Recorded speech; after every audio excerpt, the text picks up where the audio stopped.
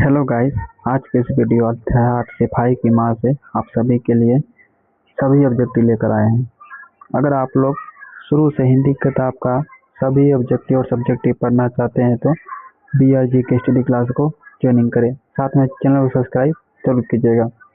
तो चलिए बिना किसी देरी का वीडियो को शुरू करते हैं। आपका पहला सवाल है, किसके करो के मोती की तारे चमकते हैं? ए बंतों की, बी तारों की, सी धन्नों की, डी इनमें से कोई नहीं। तो आपका सही जाएगा पर साथियों बी तारों के। आपका अगला सवाल है, किस पाठ में यह उदाहरण आया है? फौजी वहां लड़ने के लिए है, वे भाग नहीं सकते हैं, जो फौजी छोड़कर भागता है उसे गोली मार दी जाती है। ए हंसते हुए मेरा अकेलापन, बी प्रगति और समाज, सी सिपाही की माँ, डी ओ सदा नीरा। तो आपका सही जाएगा पर साथियों सी सिपाही की माँ। आपका अगला सवाल है, मोहन डाकेश की एकांकी का शीर्षक है? ए रोज, बी सिपाही की माँ, सी जूठन, डी शिक्षक शिक्षा। तो आपका सही जगह पर साथियों बी सिपाही की माँ। आपका अगला सवाल है,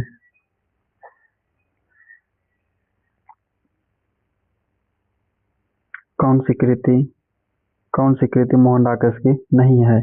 ए जानवर और जानवर का नामक कृति, बी एक और जिंदगी नामक कृति, सी दिव्या नामक कृति, डी अंधेरे बंद कमरे नाटक और नामक कृति। तो आपका सही जगह पर साथियों सी दिव्या नामक कृति। आपका अगला सवाल है, मोहन डाकेश किस आंदोलन से जुड़े हैं? मोहन डाकेश किस आंदोलन से जुड़े हैं? ए नई कहानी से, बी समकालीन कहानी से, सी अह कहानी से, डी समांतर कहानी से। तो आपका सही जगह पर साथियों ए नई कहानी से।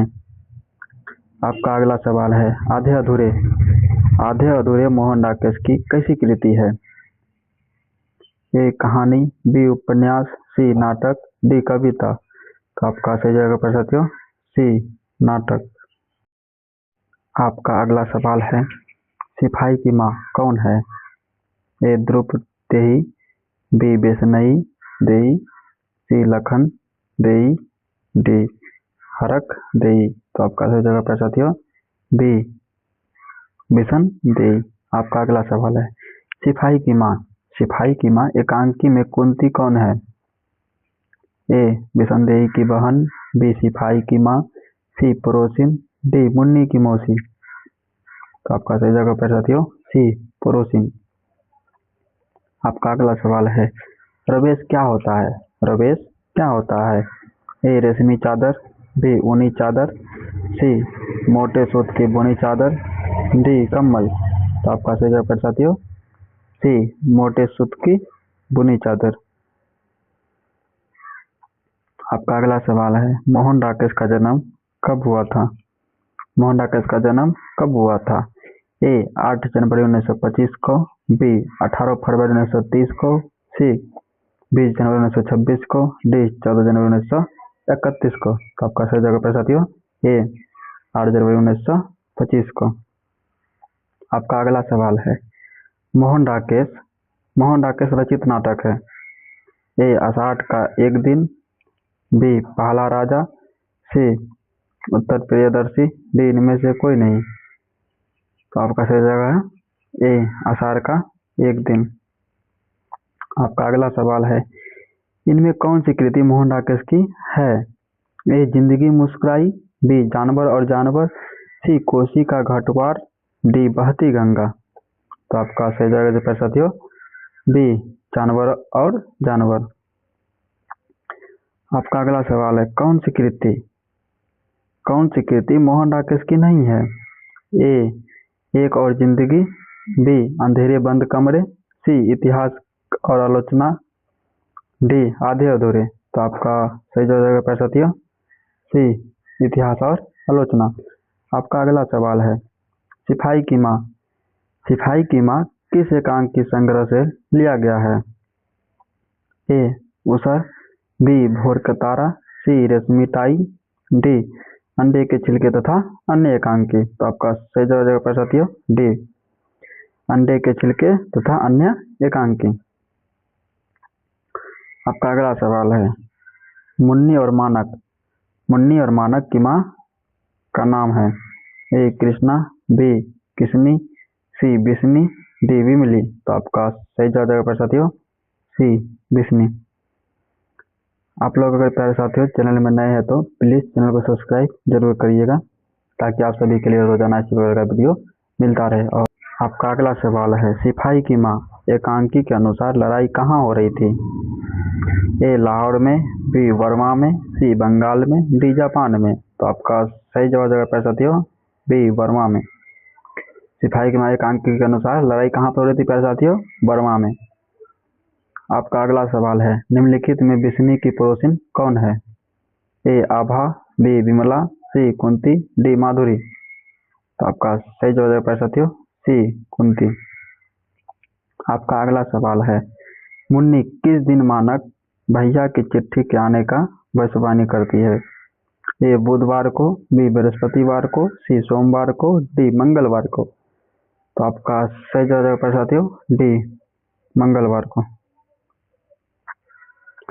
आपका अगला सवाल है, कौन कहता है मैं इसकी लाश ले जाकर चील कौवे को आगे डाल दूंगा?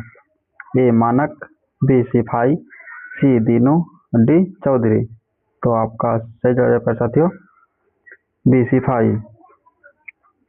आपका अगला सवाल है, किसके करो को मोती के तारे चमकते हैं? ए तारों के, बी बंतों की, सी मुन्नी के, डी कुंती के। तो आपका सही जवाब है साथियों ए तारों के। आपका अगला सवाल है, सिपाही की माँ के रचनाकार हैं?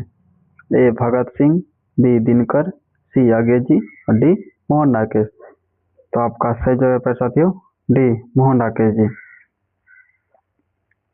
आपका अगला सवाल है, मोहन राकेश किस पत्रिका के संपादक थे? मोहन राकेश किस पत्रिका के संपादक थे? ए सरिता, बी सारिका, सी समरिका, डी सोहदर। तो आपका सही जवाब है साथियों बी सहारिका। आपका सही जवाब है साथियों सहारिका।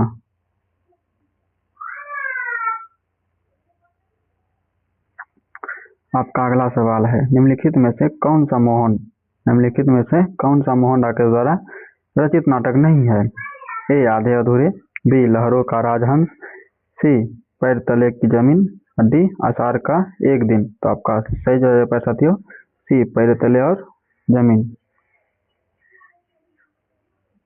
पैर तले और जमीन। आपका अगला सवाल है, मुन्नी डाक गाड़ी के पीछे क्यों जाती है? मुन्नी डाक गाड़ी के पीछे क्यों जाती है? ए पेंशन लेने, बी सामान लेने, सी राशन लेने, डी चिट्ठी लेने। तो आपका सही जवाब है साथियों डी चिट्ठी लेने के लिए। आपका अगला सवाल है, मानक के जल्दी वापस आने का इंतजार क्यों हो रहा था? ए घर बनाने के लिए, बी उसकी शादी करने के लिए, सी कहीं घूमने के लिए, डी बहन की शादी के लिए। तो आपका सही जवाब है साथियों डी बहन की शादी के लिए। आपका अगला सवाल है, ईसाई लड़कियां बिस्नी के घर आकर क्या मांगती है? ए दाल चावल, बी कपड़े, सी रुपये, डी इनमें से कुछ ही नहीं। तो आपका सही जवाब है साथियों ए दाल चावल। आपका अगला सवाल है, 13 दिन तक हम लोग भूखे प्यासे जंगल के रास्ते चलते रहे, किसने कहा था? ए कुंती ने, बी ईसाई लड़की ने, सी चौधरी ने, डी दीनू ने।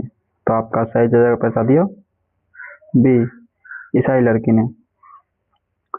आपका अगला सवाल है, तारों के करे किस चीज के बने हैं? ए मोती, बी सोना, सी चांदी, डी पीतल। तो आपका सही जवाब है साथियों ए मोती। आपका अगला सवाल है, मानक बिस्नी से दूध की जगह क्या मांगता है? ए खाना, बी पानी, सी चाय और डी मिठाई। तो आपका सही जवाब है साथियों बी पानी। आपका अगला सवाल है, मोहन राकेश के बचपन का नाम क्या था? ए रामकृष्ण कुगलानी, बी संध्रा कृष्ण गुलगानी, गुगलानी, सी मदन राकेश गुगलानी, डी मदन मोहन। तो आपका सही जवाब है साथियों सी मदन मोहन गुगलानी। आपका अगला सवाल है, मोहन राकेश का निधन कब हुआ था? मोहन राकेश का निधन कब हुआ था?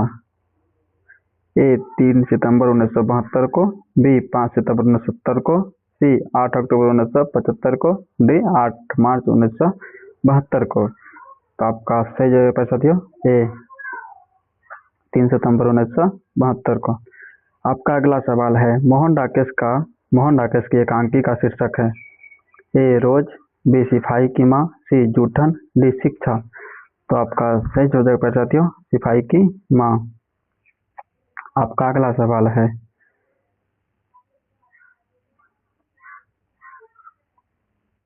सिपाही की माँ एकांकी किस संकलन के संकलित है? ए अधूरे से, बी अंडे के छिलके तथा अन्य एकांकी से, सी लहरों के राजहंस से, और डी पैर तले की जमीन से। तो आपका सही जवाब है साथियों बी अंडे के छिलके तथा अन्य एकांकी से। आपका अगला सवाल है, सिपाही की माँ कैसी स्त्री है? ए भोली भाली, बी दुष्ट, सी काकरसा, डी करुणामयी। तो आपका सही जवाब है साथियों ए भोला भाली। आपका अगला सवाल है, मोहन राकेश ने हिंदी में MA कहाँ से किया? A oriental college Jalandhar, B oriental college Lahore, C JBA college Delhi, और डी SR कॉलेज जलाधार। तो आपका सही जवाब है साथियों ओरिएंटल कॉलेज जलाधार। आपका अगला सवाल है, विष्णु किस एकांकी का पात्र है? ए लहरों के राजहंस, बी आधे अधूरे, सी सिपाही की माँ, डी पैरों तले जमीन। तो आपका सही जवाब है साथियों सिपाही की माँ। आपका अगला सवाल है, मानक कौन है? ए बिस्नी की बेटा, बी रदिया का बेटा, सी मरछिया का बेटा, डी सुरतिया का बेटा। तो आपका सही जवाब है साथियों ए बिस्नी का बेटा। आपका अगला सवाल है, मानक क्या करता है? मानक क्या करता है? सेना में सिपाही है, बी खिलाड़ी है, सी शिक्षक है, डी पहलवान है। तो आपका सही जवाब है साथियों ए सेना में सिपाही है। आपका अगला सवाल है, वर्मा की दूरी चौधरी ने कितना बताया था? ए कई सौ कोस दूर, बी 100 कोस, सी 200 कोस, डी 50 कोस। तो आपका सही जवाब ए कई कोस दूर। आपका अगला सवाल है, नहीं मानक तू इसे नहीं मारेगा, यह भी हमारी गरीब आदमी किसने कहा? ए विष्णु ने, बी मानक ने, सी कुंती ने, डी दीनू ने।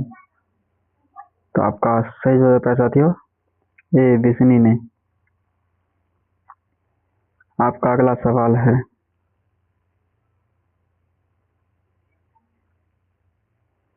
हम रिफ्यूजी हैं, माँ जी बहुत दूर से भूखे प्यासे आ रहे हैं, किसने कहा? ए कुंती ने, बी दीनू ने, सी 2 बर्मी लड़कियों ने, डी विष्णु ने।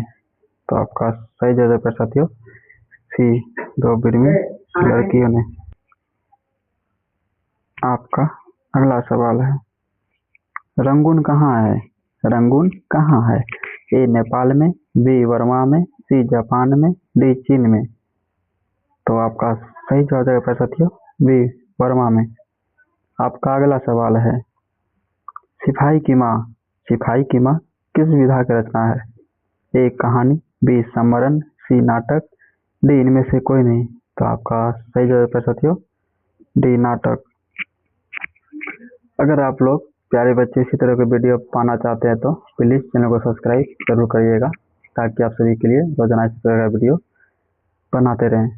अगर आप लोग के मन में कोई भी डाउट हो तो कमेंट बॉक्स में ज़रूर बताइएगा। धन्यवाद।